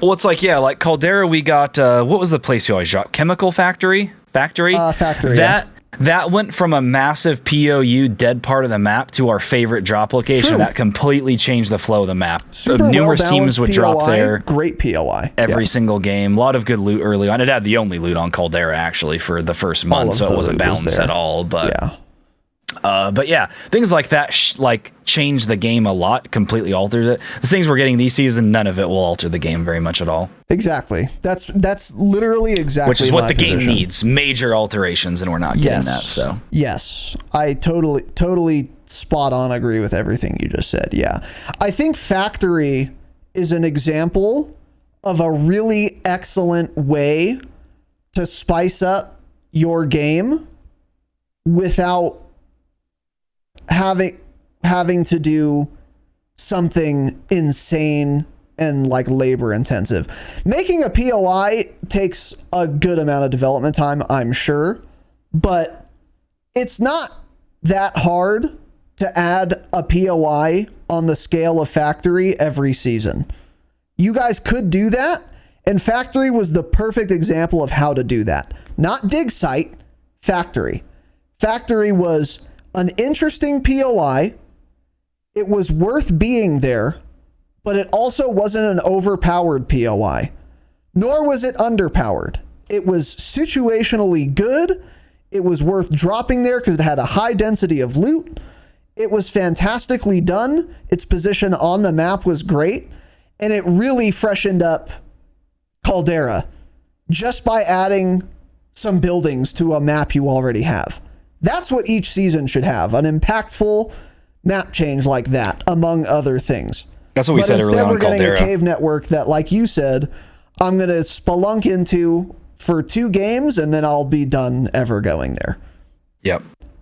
So, anyway, on the other hand, again, I'm glad those things aren't going to ruin the game. And there's no fast travel, which I was worried there might be, so that's good. So we'll see. Maybe the cave network or the train are more impactful than we think, but I strongly doubt it. So moving on here, a couple other little things to shore up. Call of Duty made a tweet clarifying a mistake they had made. The prestige ranks, they had originally said there was going to be prestige rank 10 capped at level 500. But actually, it's going to be prestige rank 9, capped at level 450. So we're unlocking 6, 7, 8, and 9. Which is weird, by the way. And why are they doing that? Because if you're getting 1 through 5, that's 5 prestige ranks. In the next update, you should add another 5, 6 through 10. I wonder why they're capping it at 450 and prestige rank 9. That's fucking weird. Yeah, so what, it went up 200? Right, because it's 250 right now, right? Yeah, so it went up 200. Makes no sense. I was going to say, maybe it's going to line up with how many seasons they're going to do for the game, but that doesn't make any sense either. Yeah. Like trying to think if the game ends at level 1,000, but no, it'd be like 1,050 or something. Oh, yeah. So I have no idea why they did this. I don't know if this is a design choice or if they are just having problems with rank 10. Which is fucking weird. I also don't really care though. This doesn't matter that much, but it's just, this is like a prime example of one of those things that just like shows you how out of touch they are. Like just completely uncap the number every season, even reset it every season, drop down, just like having something uncapped and some guy who grinds a lot having a higher number next to his name is enough to keep that guy playing. And they just don't ever understand these things. I really don't get what their thought process is or why they don't just uncap it. We've been dealing with this. Everyone is the same rank after 3 weeks, and they're that rank for the rest of the season. It's just like, I want to be in a lobby and see some guy that has a 25,000 rank next to his name when I have 1,000 and be like, holy shit, this kid fucking plays a lot. Yeah. And but it's like, there's nothing to differentiate anyone. Just basic, easy things that could be changed with the game to retain any sort of player base that they just don't do. But again, it doesn't really matter for the average person at all, but there are people that would grind this game more if there was a higher number next to their name. And you can't even do that anymore. It's just so weird. We go from like a full-fledged prestige system that we used to have to this. Just can't even get a higher number next to your name. What are we doing? Why are we doing these things? Especially with how easy and fast it is to get max rank. Like, I was rank 250 in the first month of... I mean, we were playing a ton of multiplayer too, doing Orion and shit. Yeah, and then it's like, you have these double... It's like, that's so fast. Yeah, you have double XP tokens that don't mean anything. So it's like, what am I going to do? If I have double XP tokens, I'm just going to pop them when the season starts. Yep. Get my rank up there higher because it doesn't, And then I'll get twice as many as I consume in that season. Just so many weird things that can change that would make the gameplay experience better for some people, and they just don't do it. I don't know. That would require almost no dev time. Also, zero. There's nothing for them to do. That's what you just turn off the limiter. Just let it keep going. It's that simple. I really think it's something just like, they don't want this guy who can't play as often because we're like so inclusive and we love everyone equally. Jerry can't play as often, so like if he gets killed by a level 1,548 million, he's going to be upset because he's level 9. Like, I actually think that is their thought process. Yeah, you're right. And fuck Jerry. But it's like, hey, your game has skill-based matchmaking. Jerry's not playing against those guys anyways. True, Jerry's playing against a rank 11. And if he is, that kid is just dog shit and plays a lot. Yeah, exactly. So anyway. So I don't, just like, they have absolutely no clue what they're doing. It's that simple. I agree. Moving on. Tanner, we got a very interesting article up here from our boy, friend of the pod, Thomas J. Henderson. Tell us about it. Young Thomas J. Henderson III. Yes, this is an article from his website, insider-gaming.com. Give him a follow on Twitter. Go to the website, read the articles. Here we go. Title, Call of Duty 2023 will have a beta, campaign, early access, and more. Oh, no. Oh, no. I've read that title. We're going into Season 2. We're not even getting any new maps in MW2, and we're already talking about campaign early access and a, quote, beta. This is insane. I hate the COD community, True. Fuck this pod. We're ending it now. Here we go. There's been a lot of confusion about Activision's next entry in the Call of Duty franchise as of late. But Insider Gaming, like what you said, has been able to verify with its sources that there will be a fully fledged Call of Duty 2023 title, which is this year. We are in the year 2023. Previous rumors have suggested that the game will be a premium DLC for MW2, and although that appears to have been true at one point, Insider Gaming understands that the project changed direction to become a full premium standalone release. As for the content of the title, details are scarce, but the game will be heavily connected to the MW series. If recent Call of Duty titles are to go by, though, expect a lot of remastered maps for multiplayer or no maps. That's for sure. Yeah. The games associated with the Modern Warfare series would suggest the game would be called Modern Warfare 3, but Insider Gaming was unable to verify the game's name at this time, as it's not yet decided. One key detail about the game, though, according to Bloomberg's Jason Schreier, the game will be developed by Sledgehammer Games. This is a key detail that Insider Gaming was able to corroborate with, and it's understood that the title is a huge collaborative project across all of Activision's Call of Duty studios, like most of the recent games. Oh, that's good news, because that works really well. Yeah, because all the games are perfect with all the 3,000 devs working on them. I'm glad we're doing that. Yeah, Insider Gaming has been able to verify this year's title is scheduled to have 2 beta weekends. Oh, surely the beta will be like 4 months before launch so they can change things, right? Let's find out. Yeah. An early access campaign period, a full marketing strategy, consistent with past premium releases. In addition, we were also able to verify that the next entry will be released on past gen consoles. Oh, okay. Boo. That's interesting. As for the game's current key dates, we're unable to confirm a reveal date for the title, but we're able to pinpoint key release dates currently penciled in for the title. As of right now, I can't believe we're talking about this. This is pissing me off. I know, yeah. As of right now, there are beta weekends scheduled. October 6th to October 10th. October 12th to October 16th. A campaign early access on November 2nd, and the full release at this time is slated for November 10th of 2023. Jesus, that's soon, man. Wow, that's weird. The beta is only 3 weeks before the full release. They should be able to fix the game in time, right? That usually is what happens. They make the game perfect between beta and release. Yeah. I'm pissed off that I read this. Not that it's Tom's fault, but I'm pissed off we're already talking about beta weekends when MW2 has not gotten any better at all. And Warzone is boring as shit, and there's nothing to do, and we don't have ranked play, and they're already making a new game. I hate Activision. Yeah, I really do. The worst. Yeah. I hate you if you're a dev and you work for them. I hate you if you're a marketing person there. I'm sorry, I just do, and I'm going to. Yeah. So this is very interesting. So a couple things to note here. As Tom said, the leaks saying that there wouldn't be I guess it was leaks, or maybe even Activision confirmed there wasn't going to be a premium title and they just changed their minds. These things are all possible. But that's one thing that I had said when we initially heard there wasn't going to be a premium game for 23. I said, well, they're going to fill their pockets with something else then. They're not going to just not make all that money. I mean, how much did MW2 make this year? Like $400 fucking billion. I don't know. Something fucking insane. Obviously not 400 billion. A lot of money though. So I'd said like, surely they're going to do something else to like make that cash every year. That's like incredibly important to them. And it turns out they're going to, and it's by just changing their minds. They're like, you know what?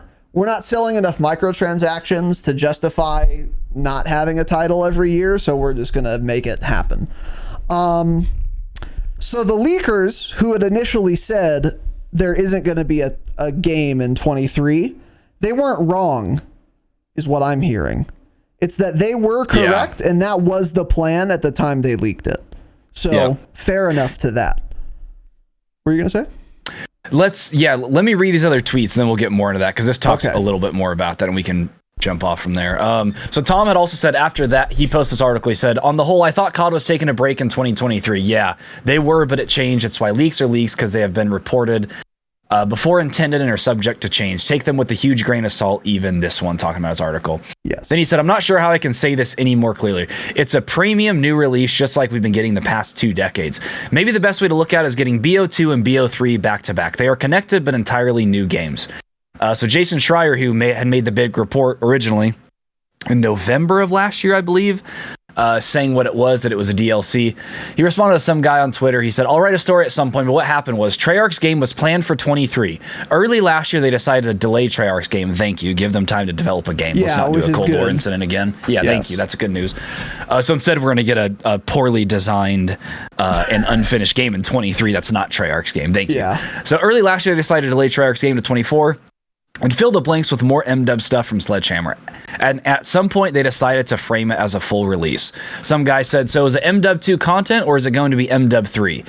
And Jason said, what's the difference? It's a continuation of MW2's story. So, yeah. So it does sound like a MW2 DLC that's going to feel very similar and look very similar and be very similar, but it's a new title. And they're going to have new guns, a new map. So now I'm pissed that I grinded for Orion. I'm not, but it was going to be more meaningful if it lasted for 2 years. Well, Warzone will still be there, so it doesn't matter. True. But yeah. Yeah. So another thing to note is that, and notice what Tanner had highlighted in this article. This article didn't come out until Tom was able to confirm things. Because Tom is a reputable leaker. And that's why we've been telling you guys, follow Tom. This is the only leaker I trust because he actually confirms shit before he runs his mouth. Because he doesn't need the Twitter clout. He's a grown-ass man. And then he makes a website and gets the long paper instead of the short-term paper by immediately tweeting things like giraffes are going to be in Warzone that eat ATVs. The second you hear it in a Discord chat, you fucking tweet it. No, that's not how you grow a business, grow a brand.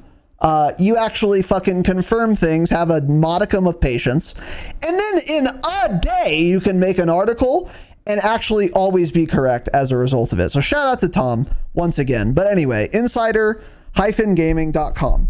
Another thing in this article that was interesting is that Tom Henderson has corroborated it will be developed by Sledgehammer Games, who were the original devs for Call of Duty Modern Warfare 3 back in 1965 or whenever that game came out. Yeah, sometime in the 60s for sure.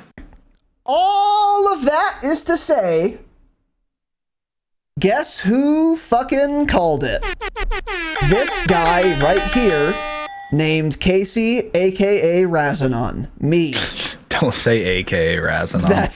This is exactly what my theory was on our last episode, 301, when we heard we're getting a premium release developed by Sledgehammer this year on very late notice for Sledgehammer. The only way it's possible is that it is going to be on the MW2 engine. It's going to feel and look exactly the same. They're just going to add campaign missions to it, add new multiplayer maps, and as Tom said, probably a lot of remastered ones, which could be good depending on their selections there. I would like some original maps, but a lot of good remastered maps I'll take on the MW2 engine. They're going to add new guns. They're going to add a new camo, new camos, and it's going to be called Modern Warfare 3, and it's going to be a $70 game on the MW2 engine, which I am totally fine with. As I had said on 301. Now, the MW2 engine isn't great because of the movement tech, but it's not a result of the engine as much as just the decision making. Yeah, it's the way they designed the game, yeah. After all, the engine is capable of movement tech. We saw it in the beta when you could bunny hop. They just choose not to allow it. So the engine is actually fine. And in theory, they could make different decisions about, for example, movement tech, sprinting while plating. That would be a change that comes to Warzone 2, so that wouldn't matter. But here's another good thing about Modern Warfare 3 being developed on the exact same engine. If that is in fact true, and keep in mind, it is very heavily implied at this point. And in my opinion, it's all but confirmed, but it's not technically confirmed, so keep that in mind. But if I'm right, and this is just Modern Warfare 2 engine with new campaign missions, guns, maps, challenges, all that shit, but it's literally on the MW2 engine and feels identical, the good thing that would come of that is that it would make integration of all those new guns into Warzone 2 very straightforward, and it would not be a repeat of the Cold War integration incident. That would be nice. It would be actually seamless, unlike what they said would be seamless when Cold War integrated its guns into Warzone 2. That would be cool, because then when MW3 comes out on November 10th of this year, we're going to get a whole suite of new guns and new attachments, new optics, for example, too, which could be really interesting and change the meta, on day one that actually function, because they are all attachments and guns designed on exactly the same engine. I think that would be nice as well. That would be another benefit. But overall, I'm okay with this, and the biggest point is that I'm a genius and I was right. Them, like, the guns and shit going into Warzone, I think would be boring. If it's, like, actually MW3, they're going to be so similar. How are they even going to make them feel different? I don't even want them to go into Warzone at that point. New guns are always going to be boring in Warzone 2 from a new game. I agree with you. We won't even need new guns.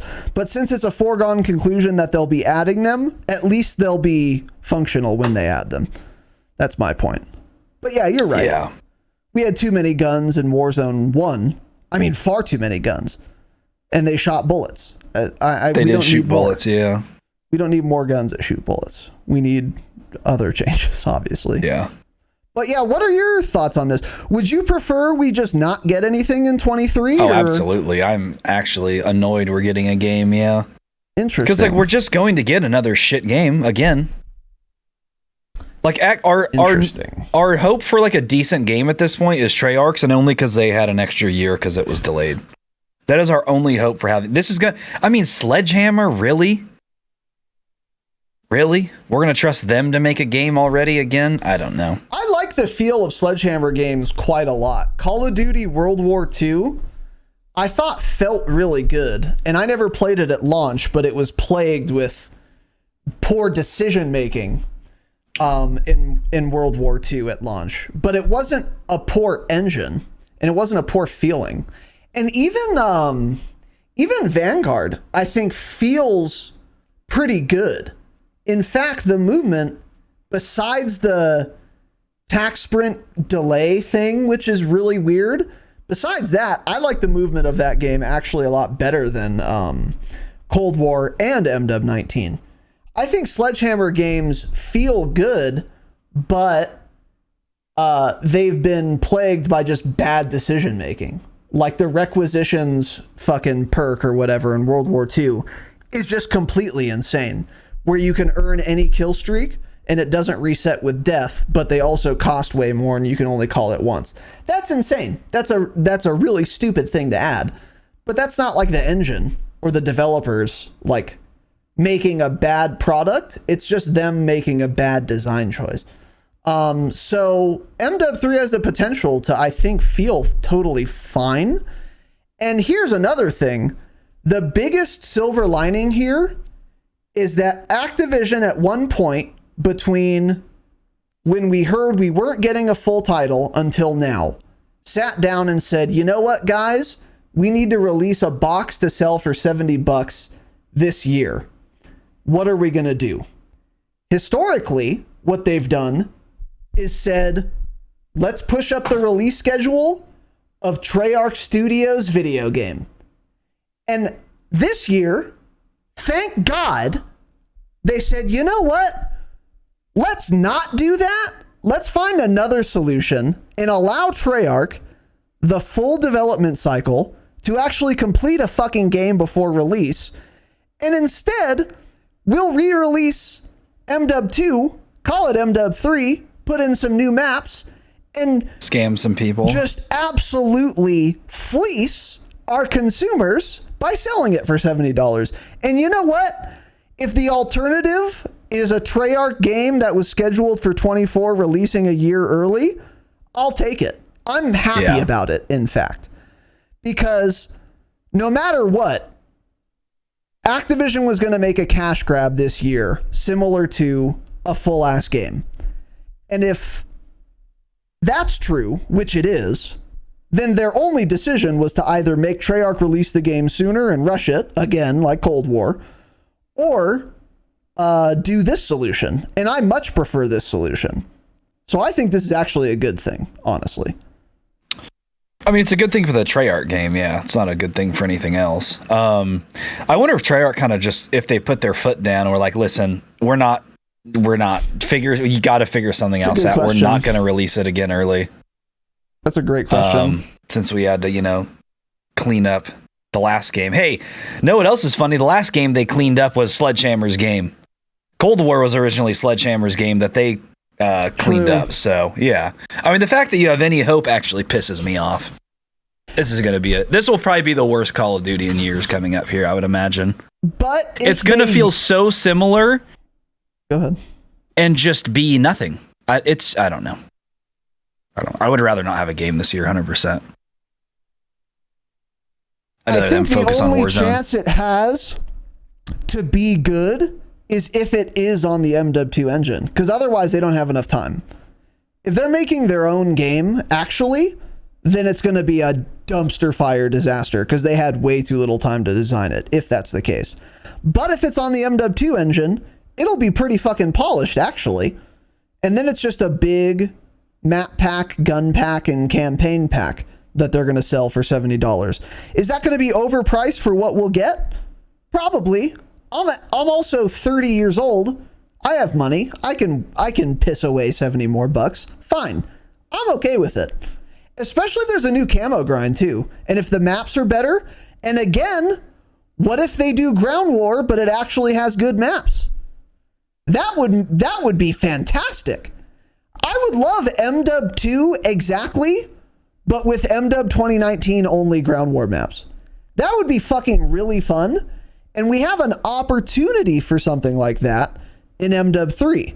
If it's literally MDub 2 engine, but they release ground war maps, new ground war maps that are actually fun and playable and not all 17-story skyscrapers 1 foot apart from each other.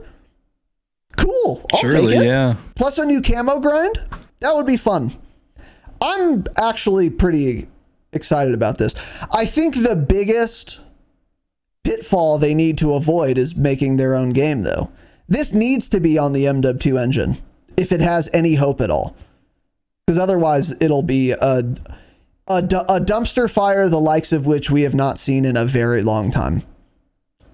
Because if they're trying to do their own game on their own engine, or like a modified whatever version, you know what I mean, then it's going to be a disaster, a buggy disaster. Yeah. That's where I'm at. I don't know. I'd just like for them to end up fixing one of their other games first before releasing more, but we'll just never see that. It's just with how the studio operates. I do agree with you. If it was the case that another year would actually improve MW 2 sufficiently, then I would prefer that over a new box. But they're not going to do that. And even if they didn't release anything this year, they still wouldn't do that, I don't think.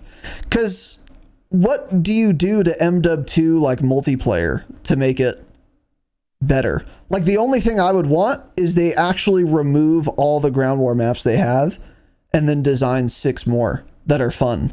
And that's just never happening, you know? Like, what else could they do?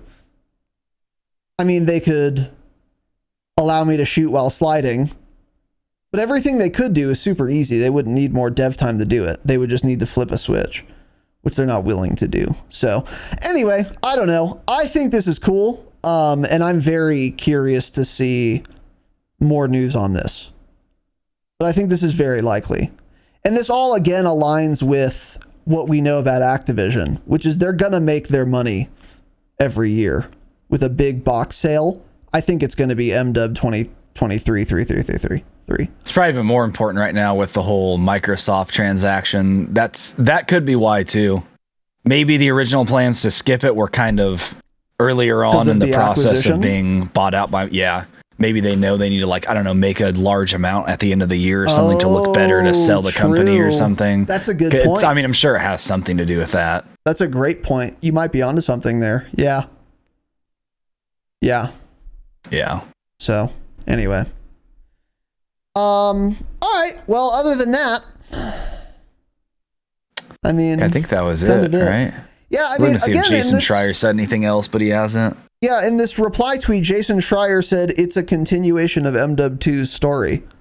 So it's going to be modern warfare, and it's going to be the same operators in the campaign and shit. So whether or not they call it MW 3 actually doesn't matter. If Jason Schreier's correct here, then everything I'm saying is correct, other than it being on the MW 2 engine. That's the only question. That's the big question for me now. But I guess we'll see. So, all right, fuck pigs. That's it. Hope you guys enjoyed. This was a little bit of a different episode type today. There wasn't much to go over, but we hope you enjoyed it. Let us know your thoughts on this theory. And you can say to me either in Discord or on Twitter, hey, Raz, you called it, man. You have such a big fucking brain and cock. I look up to you. Twitter and Discord are places where you can say that because I was right about this. And I deserve effusive praise on that front. Let us know your thoughts. Let us know if you think we're right or wrong.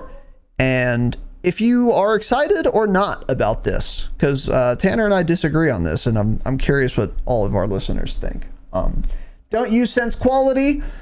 Check us out at thedropshot.com. You can find links to all of our things there. We post our schedule on Twitter and Discord every Monday, as well as on our YouTube channel, which is also linked from our website, as well as, most importantly, our Patreon.